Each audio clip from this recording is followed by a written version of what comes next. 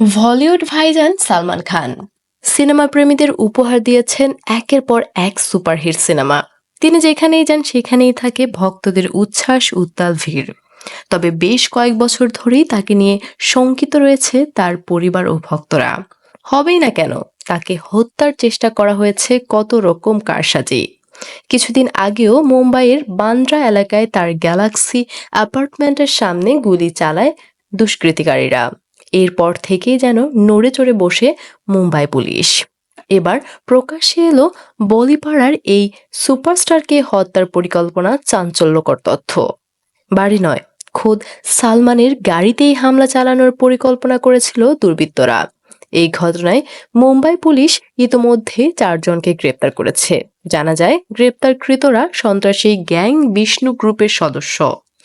ভারতীয় গণমাধ্যম সূত্র থেকে জানা যায় এবার বিষ্ণু গ্রুপের পরিকল্পনা ছিল সালমানকে প্রাণে মেরে ফেলা।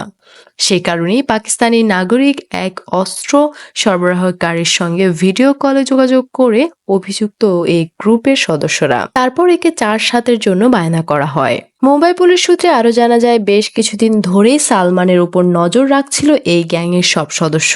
নায়কের ওপর হামলা চালাতে নাকি শিশুদেরও ব্যবহার এবং হামলার পর নৌকা করে শ্রীলঙ্কায় পালিয়ে যাওয়ার পরিকল্পনা ছিল তাদের। 1998 সালে সালমান খানের উপর যাদবপুরে হাম সাথ সাথ হে ফিল্মের শুটিং চলাকালীন কৃষ্ণসার হরিণ হত্যার অভিযোগ ওঠে।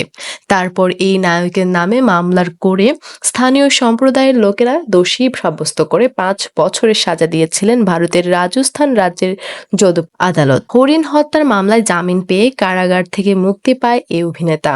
তার মুক্তিতে ভক্ত ও অনুসারীরা স্বস্তির নিঃশ্বাস ফেললেও খুশি হতে পারেনি বিষ্ণু গ্যাংয়ের সদস্যরা।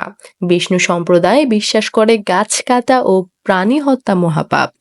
কৃষ্ণসার হরিণকে বলতে গেলে তারা পূজা করে, তাই এই সম্প্রদায় বিরল প্রজাতির এই হরিণ হত্যা কিছুতেই মেনে নিতে পারেনি। এরপর থেকেই শুরু হয় তাদের নানা পরিকল্পনা, কিভাবে সালমানকে বধ করা যায়। হিট তালিকায় সবার উপরে এদিকে নাম রয়েছে বলিউড ভাইজানের। তবে এ নিয়ে মোটেও শঙ্কিত ছিলেন না ভারতীয় এই সুপারস্টার।